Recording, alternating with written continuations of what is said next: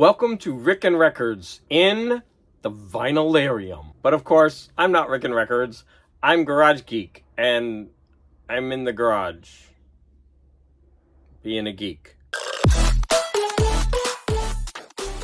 So Ricken Records gave a very strong recommendation for an album called Mark Kelly's Marathon.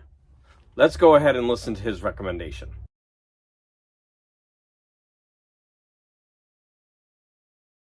Excellent album, Mark Kelly's Marathon. Mark Kelly from Marillion, the keyboard player from Marillion. This is fan-freaking-tastic. If you like Porcupine Tree, if you like Marillion, if you like anything with, what's his name? Robert Mitchell from Kino.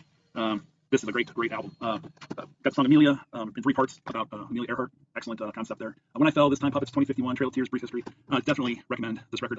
Mark's first solo attempt in 2020, right when lockdown happened for the pandemic. And they did not record this live in studio. Because they were locked down, they mailed their various parts and pieces in via whatever computer software they were using and built the album that way. And it works. It's stellar album. So after I heard his recommendation, I really wanted to hear this album. I forgot what he had said, and I just started listening to the album. I really liked this album. Now, I don't know Marillion well.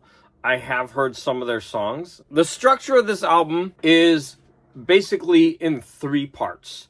There is a beginning song cycle of 3 songs, all entitled Amelia. Then there are, and it's very proggy. And then there is a middle section of 3 very poppy songs.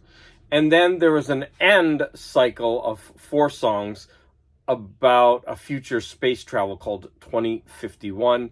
And that one is also very proggy. So I had forgotten that Ricken Records said that the Amelia part was about Amelia Earhart. And so as I was listening to it, it finally clicked to me, especially after I started going through the lyrics. I was like, hey, is this about Amelia Earhart? And once I found out this, I found out what a very interesting and lovely tribute this was to Amelia Earhart. I really started to fall in love with these 3 songs. They're actually quite moving. So the first one is called Shoreline, and it's a short instrumental, and then in the middle of it, you start to hear a woman talking in the background.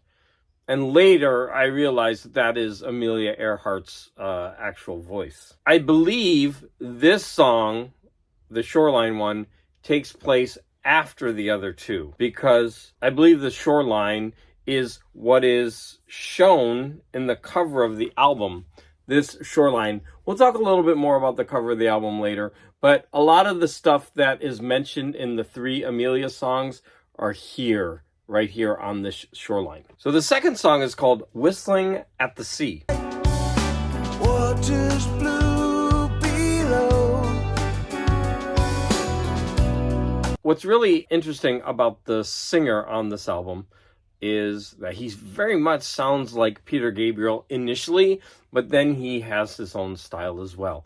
But you are going to get a very strong Peter Gabriel vibe from him, and that's not a bad thing. So in the song, they're flying over water. They mention that they're not in Kansas anymore, and so after I realized that this was Amelia Earhart, I actually went and looked up, because Not in Kansas Anymore is obviously a reference to Wizard of Oz, but then, when I looked up Amelia Earhart, she was born in Atchison, Kansas. And then later in the song, or very near that in the song, she's referred to as Lady Lindy.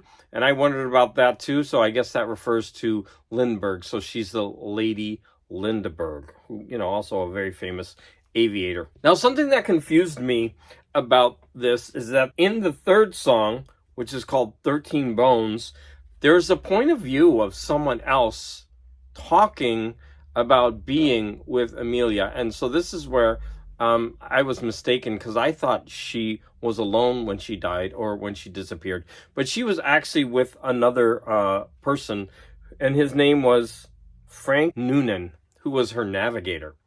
And so it seems that the 3rd song, or all 3 of these songs, are kind of from his point of view. And they actually have a bottle of something called Benedictine, and I looked that up. It's a rich, aromatic, a floral and herbaceous liquor that has notes of baking spices, honey, and a whisper of orange peel. And so what they talk about that because they decide that after they're done drinking it, they might be able to use it to send a message. So this story is, or this song is going from the point of view that maybe both of them lived and died on a deserted island. And the questions that it brings up is that will someone be able to recognize that it was even them just from the bones and the few items left behind from the airplane, the instruments and the sextants. So this brings up a lot of interesting ideas and themes. Like I said, I was genuinely moved by by this song cycle. I thought it was a great way to open the album. I just love the tribute that the artist gave to Amelia and gave her, even though it's a sad ending, it's kind of like he's letting us know where she is and how to identify her so that there can finally be some closure to this story. Now, like I said before, the next 3 songs are more in a pop vein, and they're by no means bad. They're very nice. The first one is When I Fell, and it's kind of a love song. The next song is called This Time, and it's very catchy. It has a very catchy chorus. I won't hesitate. This time, I won't leave it too late. And it's about someone who needs to persevere in trying to forget someone, or they're contemplating that they shouldn't hesitate when opportunities in love come by, and that the next time that this happens, there definitely won't be a hesitation. And the third song is called Puppets, and it's about free will and, exercising the need to speak up when necessary. Hate and love's from above, buried deep inside ourselves. And then there's the idea of There's No Strings on Me, which is, recently has become kind of cliche, right? Because it's referring to the Pinocchio story, and Pinocchio's all over the place. It was used in Avengers.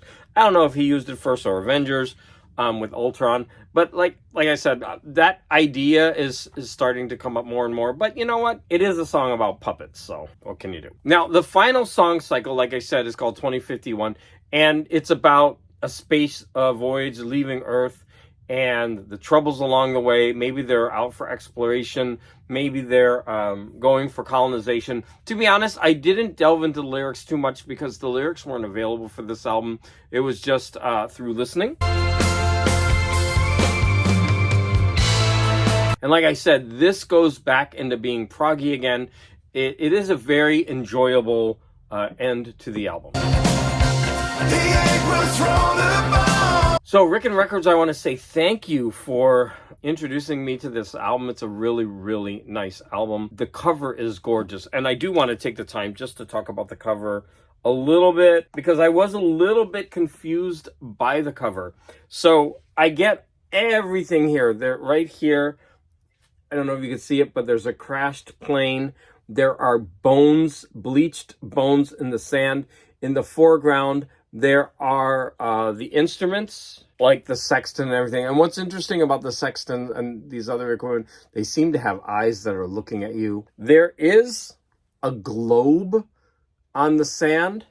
I don't know if that's in reference to her flight, or does that refer to the last song cycle where they're leaving Earth? But what confused me about the whole thing was this religious icon, a big cross up on a mountain near. I didn't understand, is that supposed to be a reference to them being in heaven, which is kind of clunky and cliched? Does this have some reference to another song? Maybe this is a reference to a Marillion album that I don't know about. But anyways, this cover is gorgeous. I would like to own this album for that cover, and the music that accompanies it is great. So that's like a bonus. I hope I can find this when I'm out looking, so that I can add this one to my collection. But if anybody knows the meaning of this, I certainly would like to know. Like, I believe that's a cross, but you know what it really looks like? It looks like the very famous Jesus Christ that's on the mountain in, is it Rio or Sao Paulo? Brazil, sorry, I'm not sure which, but yeah, the one that overlooks the whole bay. But I don't understand what that has to do with what's going on in the album. And for me, I like to understand those kind of things, so it kind of was like, I don't like it when I don't understand something and I want to figure it out because I'm a garage geek. I want to thank Frickin' Records. This is a great album. I recommend it. If you like prog, if you like Peter Gabriel, if you are interested in some poppy elements instead of prog, listen to the 3 middle songs, especially after you heard a couple of the clips. And again, I want to thank you for all of your support.